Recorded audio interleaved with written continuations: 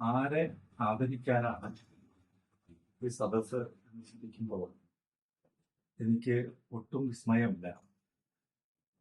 ഇത് doctor M ഉണ്ണികൃഷ്ണനെ ആദരിക്കാനാണ്.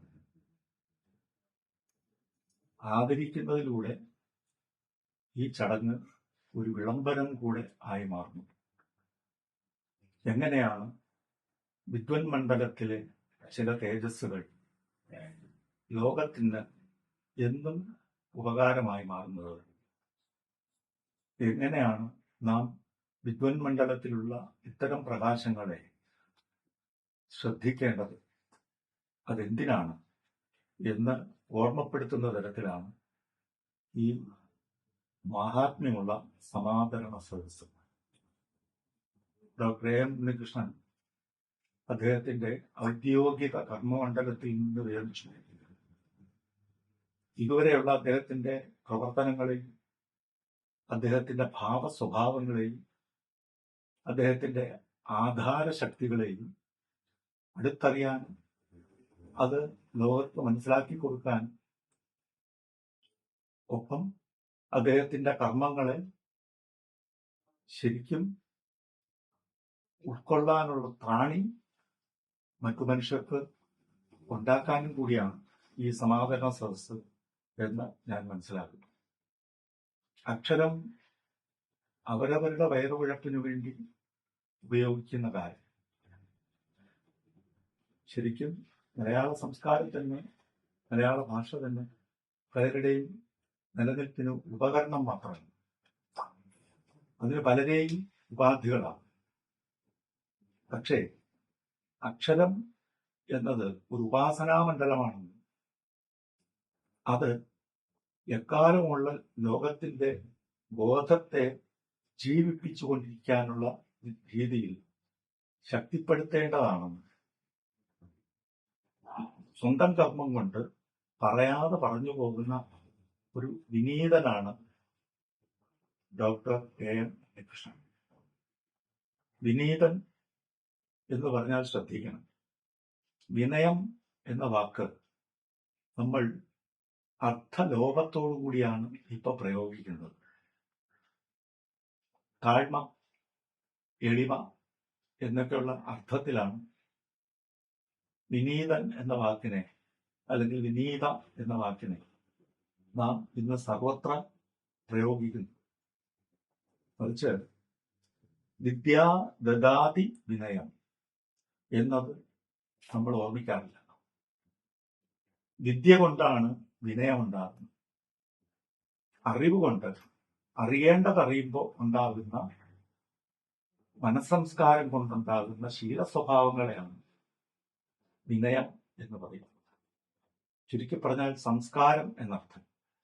ഒരു സമൂഹത്തിന് വേണ്ടി എങ്ങനെ നിലകൊള്ളണം, എങ്ങനെ പെരുമാറണം, ഏതേത് രീതിയിൽ ഈ സമൂഹത്തെ നമ്മൾ അഭിമുഖീകരിക്കണം, ഏത് ഔചിത്യം പുലർത്തണം, എത്ര ആദരവ് കൊടുക്കണം എന്നൊക്കെ വിവേചിച്ചറിഞ്ഞ് പെരുമാറുന്ന യുക്തസ്വഭാവനായ ഒരാളിനെയാണ് വിനീതൻ എന്ന് പറയുന്നതെങ്കിൽ, അത്തരത്തിലുള്ള സുവിനീതനായ ഒരു പണ്ഡിതനാണ്, ശരിക്കും പറഞ്ഞാൽ കർമ്മയോഗിയാണ് ഡോക്ടർ എ എം ഉണ്ണികൃഷ്ണൻ എന്ന് ഞാൻ മനസ്സാ കണ്ടറിഞ്ഞിട്ട് വർഷങ്ങളായി. കണ്ടറിഞ്ഞ കാലം തൊട്ട് എനിക്ക് അദ്ദേഹം അനുജനും കർമ്മം കൊണ്ട് ജ്യേഷ്ഠനും ആണ്. ഞാൻ ആ രീതിയിൽ അദ്ദേഹത്തെ വളരെയേറെ സ്നേഹിക്കുകയും ഒപ്പം വളരെയധികം ആദരിക്കുകയും ചെയ്തു. അദ്ദേഹത്തെ പോലുള്ള പ്രഭാവശാലികൾ നാട്ടിനുണ്ടാവണം എന്ന് ഞാൻ ആഗ്രഹിക്കുന്നു. എന്റെ ഏറെ നാളായിട്ടുള്ള ശാരീരികമായ അസ്വാസ്ഥ്യം കൊണ്ടാണ് ഉണ്ണിയുടെ ഈ സമാദരണ സദസ്സിൽ പങ്കെടുക്കാൻ എനിക്ക് കഴിയാതെ വന്നത്. അങ്ങനെ കഴിയാതെ വന്നത് ഒരു വലിയ സങ്കടമായിട്ടാണ് എനിക്ക് ഇപ്പോൾ മനസ്സിലുള്ളത്. എനിക്ക് അല്പമെങ്കിലും വന്നിരിക്കാൻ ശേഷി ഉണ്ടായിരുന്നെങ്കിൽ ഞാൻ മുഴുവൻ സമയവും അവിടെ ഉണ്ടായിരുന്നേനെ എന്ന് എനിക്കറിയാം. പക്ഷെ ഇപ്പോൾ മനസ്സുകൊണ്ട് ഞാൻ നിങ്ങളുടെ കൂടെ, ഉണ്ണിയുടെ കൂടെ ഉണ്ട്. അദ്ദേഹത്തിന്റെ തൂലികയും അദ്ദേഹത്തിന്റെ പ്രതിഭയും അദ്ദേഹത്തിന്റെ ധിഷണയിൽ ഉജ്ജ്വലമായി തന്നെ യൗവനത്തോടുകൂടി, നിതാന്ത യൗവനത്തോടുകൂടി ഇനിയും കർമ്മപ്രവണമായിരിക്കട്ടെ എന്നാണ് എൻ്റെ വിനീതമായ പ്രാർത്ഥന. തീർച്ചയായും സമർപ്പിത ചേതസ്സായ ഒരാളിന് ക്ഷീണമുണ്ടാവില്ല. അതുകൊണ്ട് ഡോക്ടർ ഉണ്ണികൃഷ്ണന്റെ കർമ്മങ്ങൾക്ക് ഇനിയും ക്ഷീണം ഉണ്ടാവില്ല.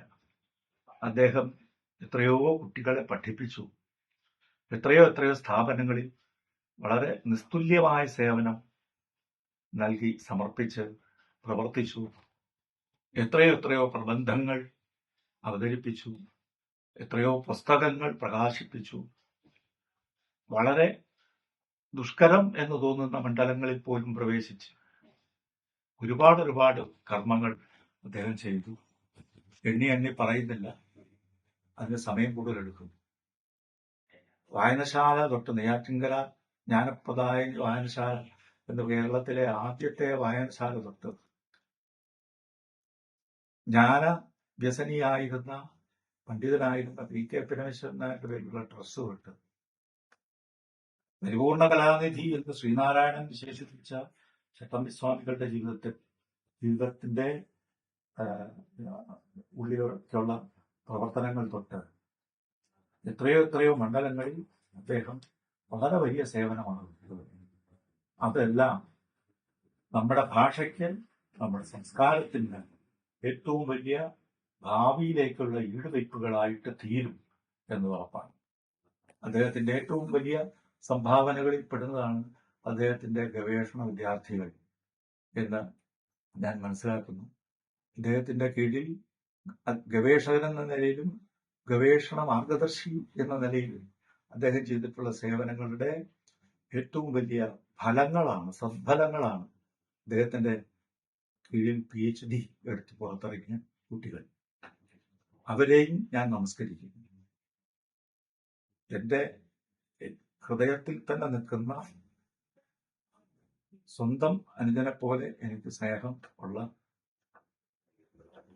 കർമ്മമണ്ഡലത്തിൽ ഞാൻ ഏറ്റവും കൂടുതൽ ആദരിക്കുന്ന, ചിലപ്പോൾ അദ്ദേഹത്തെ പോലെ പറ്റുന്നില്ലല്ലോ എന്ന് എനിക്ക് വിഷാദം പോലും ഉണ്ടാക്കുമാറ് എന്നെ വിസ്മയപ്പെടുത്തി കർമ്മമണ്ഡലത്തിൽ തിളങ്ങി നിൽക്കുന്ന ഡോക്ടർ ഉണ്ണികൃഷ്ണന്റെ ഈ സമാദരണ സദസ്സിൽ പങ്കെടുക്കാൻ കഴിഞ്ഞില്ലെങ്കിലും മനസ്സാ പങ്കെടുക്കുന്നു.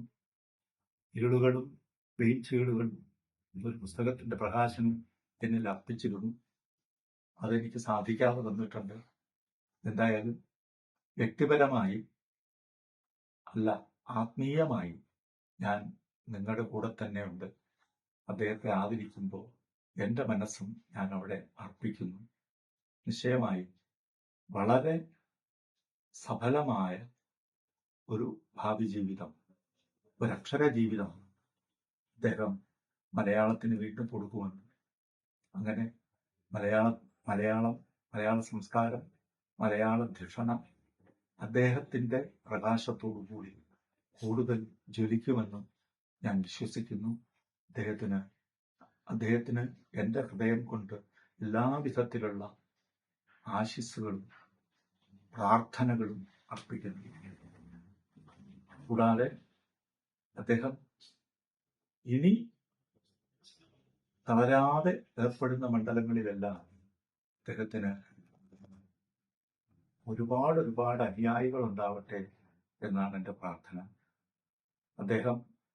അദ്ദേഹത്തിന്റെ ഗവേഷണ വിദ്യാർത്ഥികളെ സ്വന്തം മക്കളെ പോലെ കരുതിയെന്നാണ് ഞാൻ മനസ്സിലാക്കുന്നത്. അദ്ദേഹത്തിന്റെ പുത്രി മഹിമ തന്നെ ഇപ്പോ ഇല്ലിനോയ്സ് സർവകലാശാലയിൽ നിന്ന് ഗവേഷണത്തിൽ ഒരു ബിരുദം നേടിയിട്ടുണ്ട്.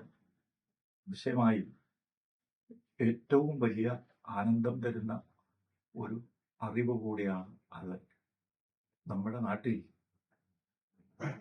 പുത്രാവിച്ഛേദ പരാജയം എന്ന ഒരു ചൊല്ല് പണ്ടേ ഉണ്ട്. പുത്രാവിച്ഛേദ പരാജയം, തോൽക്കുന്നെങ്കിൽ സ്വന്തം മക്കളിൽ നിന്ന് തോൽക്കണം.